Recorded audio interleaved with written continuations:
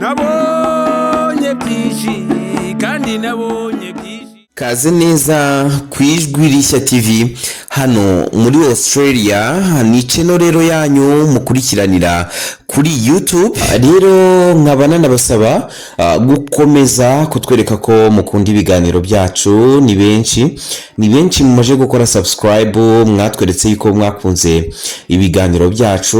Mukomeze mukore subscribe rero kugira ngo n'ubundi muzajye mukomeza mukurikirane ibiganiro tubagezaho bitandukanye, byaba ari iby'imyidagaduro, byaba ari ibya politike, amakuru atandukanye hirya no hino, haba ari hano muri Australia cyangwa se mu Rwanda, ndetse n'andi makuru yo ku isi muri rusange.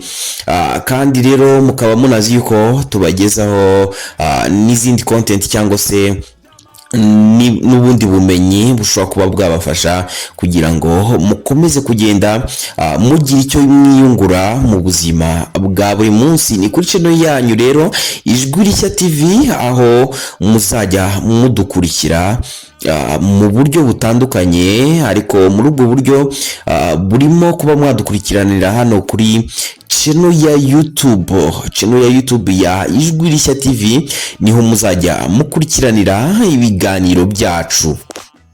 Amakuru yacu rero turayatangirira mu myidagaduro.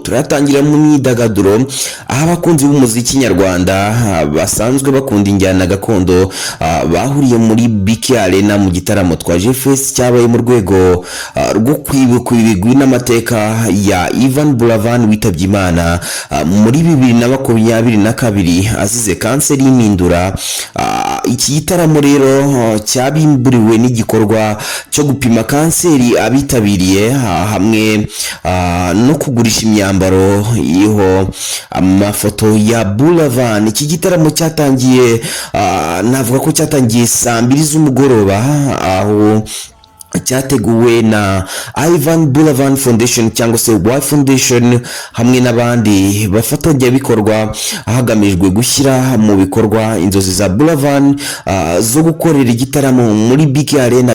Ni igitaramo rero navuga ngo cyaryoheye abari bari muri BK Arena, nubwo bavuga yuko cyarangiye kare. mu by'ukuri bumva kuri bo ngo batifuzaga yuko cyahita kirangira, cyane yuko ngo cyagejeje mu masaha ya saa 4. Abenshi rero bari baje biteguye ko ari igitaramo kiri butinde, cyane yuko hari hajemo abahanzi bagiye batandukanye barimo nka Sano, Ndibumuntu, Jules Sentore, n'undi muraperi uzwi cyane witwa Ishkevin. Ya rero iki ni igitaramo cyari cyitabiriwe nanone n'ibihangange birimo cyangwa se n'abandi bayobozi. Nko mu bihangange mu bamwe mu babyitabiriye harimo Israel Mbonye, ndetse mu bayobozi ho murabona Minister Utuma Twishima. Minister Utuma Twishima rero ni ministre ushinzwe urubyiruko n'iterambere ry'ubuhanzi. Dr. Utuma Twishima rero urabona yuko nawe yari yahasesekaye kugira ngo aze nawe yisanishe n'urubyiruko cyangwa se aryoherwe hamwe n'abayoboye. Mu yandi makuru rero ni muri South Australia haratangazwa igabanwa ry'ibyaha bikorwa n'abashoferi bakoreshaga telefone mu gihe batwaye imodoka, ndetse kuri ubu abagera kuri 80 bakaba bamaze guhagarikirwa impushya zo gutwara ibinyabiziga. Polisi ya South Australia rero yatangaje ko ibyaha bijyanye no gukoresha telefone mu gihe utwaye imodoka byagabanutse kuva hashyizweho kamera zihoraho zifata amafoto kuva ku wa 19 Nzeri 2024. Ibihano bishya rero birimo amande y'amadolari 556 n'inyongera y'amadolari 120.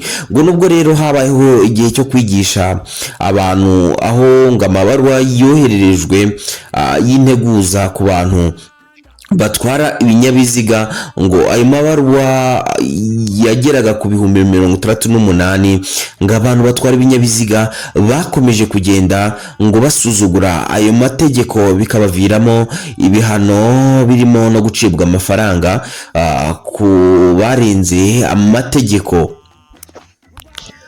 Kamera zifata amafoto y'abashoferi bakoresha telefone ubu zirakora ahantu hatanu hafatwa nk'ahantu abatwazi bakunze kugira uburangare bukabije, ndetse kandi kuri ubu polisi ya South Australia ikaba ifite gahunda yo gushyiraho izindi kamera ahandi hantu hatandukanye.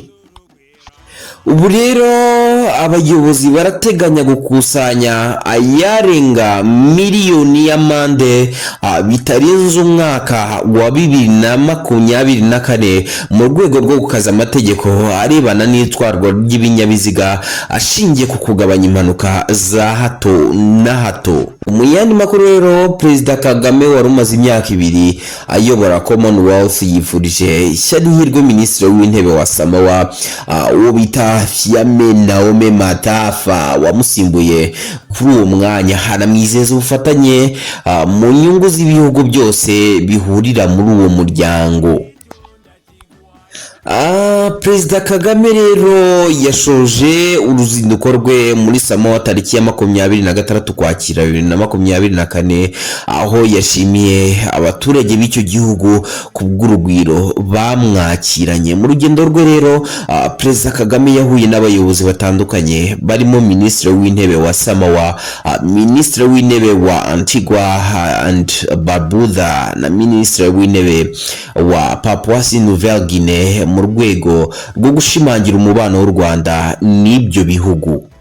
Nagira ngo mubwire ko kandi yagiranye ibiganiro n'umwami w'Ubwongereza Charles wa gatatu ku byerekeranye n'ishoramari rirengera ibidukikije. Muri Cogamu rero yatangiye tariki ya 25 Ukwakira, Perezida Kagame yashimangiye intego zo kurengera ikirere no gushyiraho amahirwe y'akazi ku rubyiruko n'abagore. Asaba ibihugu byose bihurira muri Commonwealth gufata iya mbere mu guhangana n'imihindagurikire y'ikirere.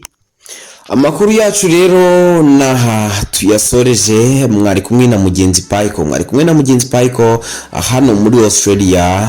Ngira ngo mbabwire ngo mukomeze mukore subscribe ku Ijwi Rishya TV kugira ngo muzajye mukomeza gukurikirana ibiganiro byacu. Nakagaruka na hejo, murabeho.